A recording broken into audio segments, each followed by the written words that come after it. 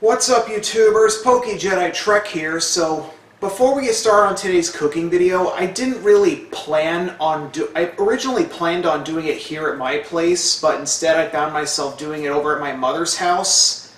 So a heads up on today's cooking video, it was filmed because an opportunity struck me, and I'm going to be toying with the format in just a little bit for today's cooking video.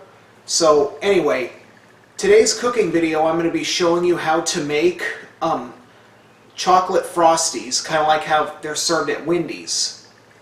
Anyway, here's how to make. So here's the footage that I filmed, and I'm going to do it in a Kip K style format.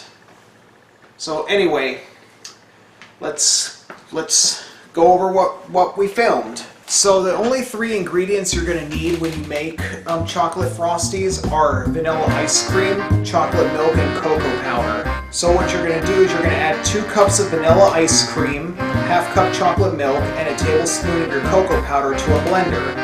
And you're going to blend them for about 30 to 40 seconds until they're creamy. And then you're going to serve it immediately. Tastes great.